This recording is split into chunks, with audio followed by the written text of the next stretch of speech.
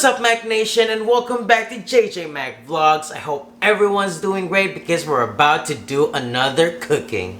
And if you're not subscribed to the channel yet, what are you doing, man? Hit that subscribe button. To start off, here are your ingredients.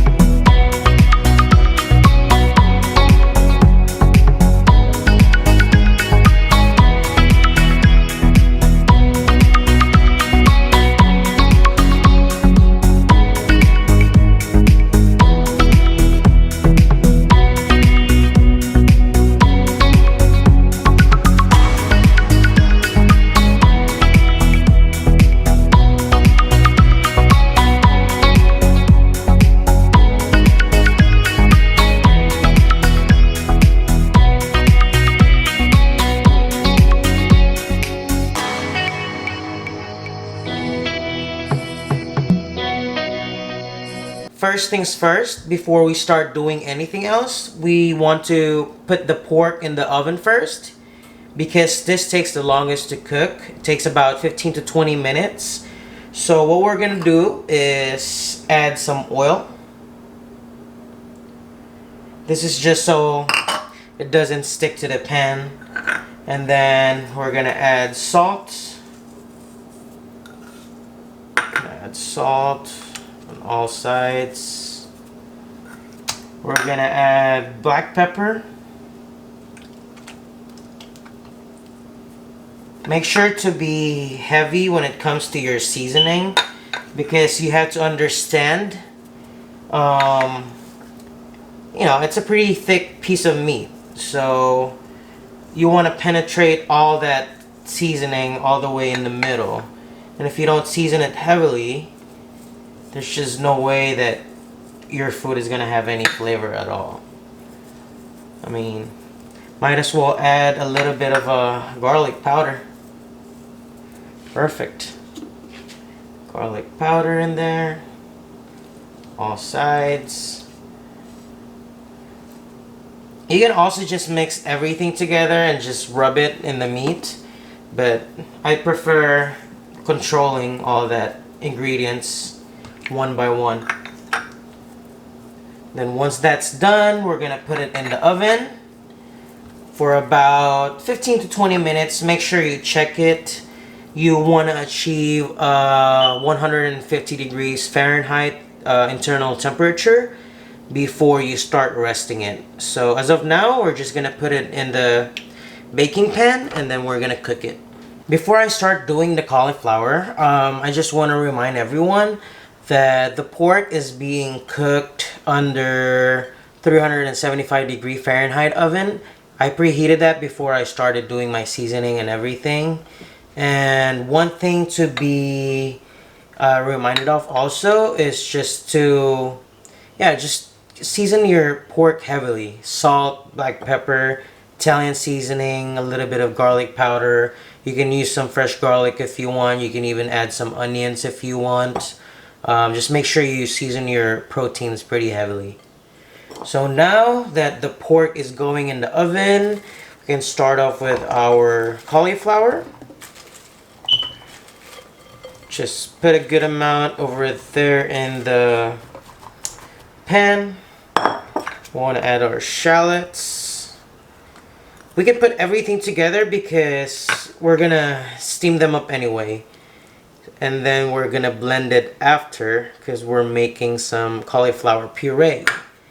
Add in your salt over there.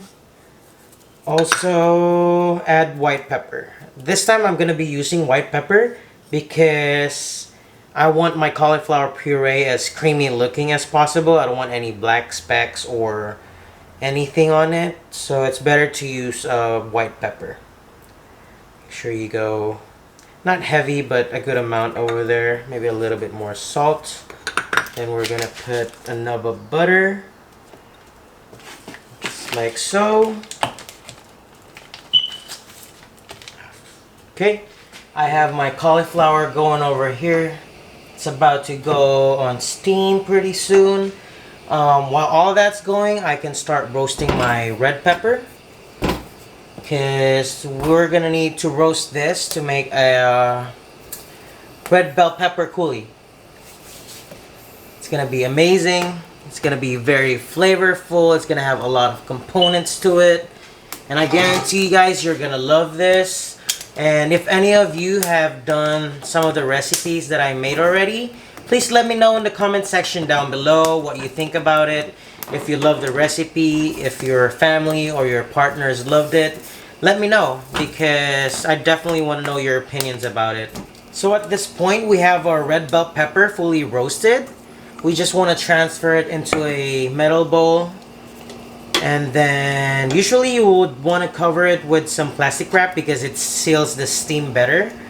Because this method is basically steaming it, and then once it cools down, once it's steamed up, we're gonna peel off the skin, all that dark area over there, and then we're gonna take out all the seeds from the inside. And since I don't have a plastic wrap or a cling wrap, I'm just gonna use a aluminum foil. See, that's a life hack for you guys. I'm just trying to improvise of whatever I have at home right now.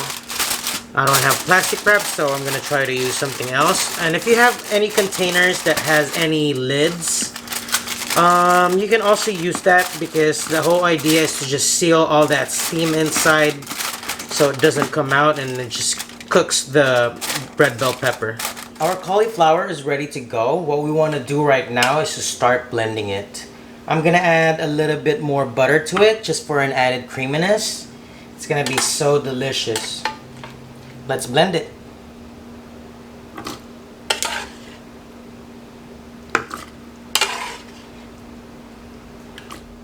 After blending it, you want to actually give it a quick taste. Make sure the flavor is right. That's amazing. You can adjust it if you want to add more salt to it. If you want to add more white pepper, you can always do that. But this is perfect for me. It's going to be amazing. So after cleaning most of the dark specks and seeds from the red bell pepper, from the roasted pepper, it's now time to start blending it. Okay, just put everything inside.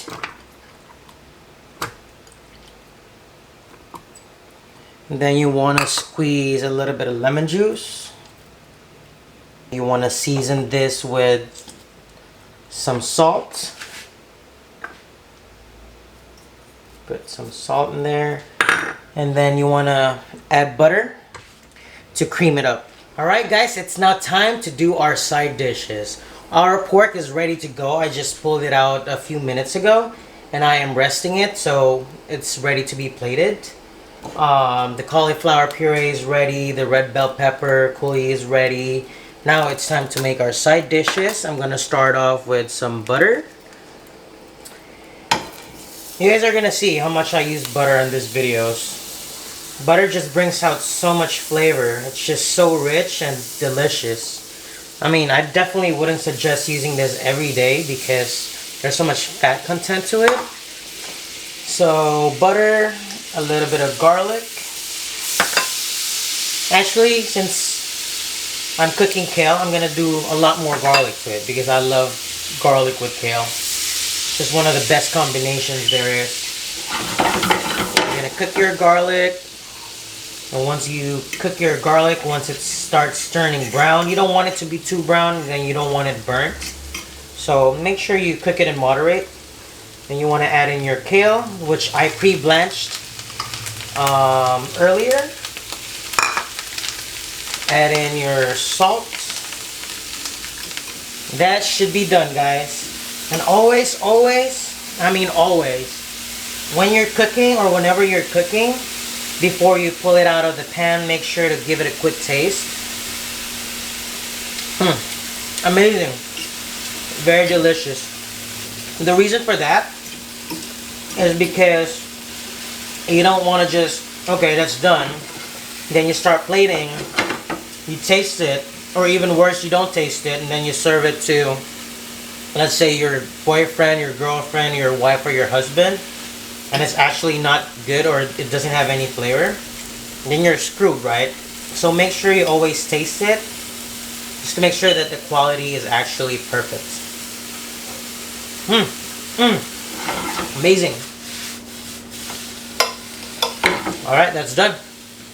Before we start plating, let's actually slice off the pork tenderloin that we have first. And let's see how we did. All right. Oh, look at that. Perfect. Juicy, very juicy. You guys can see that juice coming out of it. Right here. Look at that. Oh my God. It's very juicy, guys. It's not overcooked. It's not raw. It's just perfectly cooked. So, on this plate, we're gonna do 3 slices.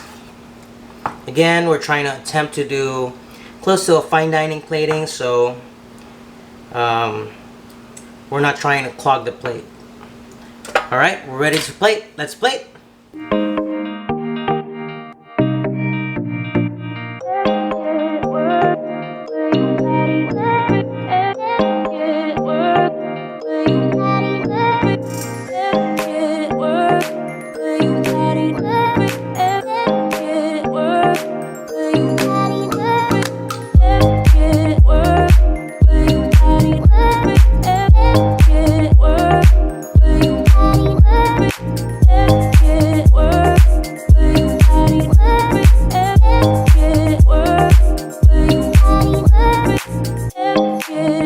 That's gonna be it for today. I hope you guys enjoyed this video because this recipe just looks so bomb. Everything that you want in a romantic dinner or lunch is in this plate.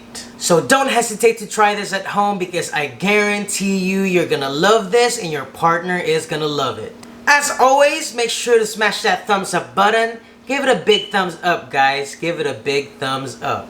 Hit that subscribe button, and if you want an update every time I upload, make sure to turn on your post notification bell. I'll see you guys next time. Peace.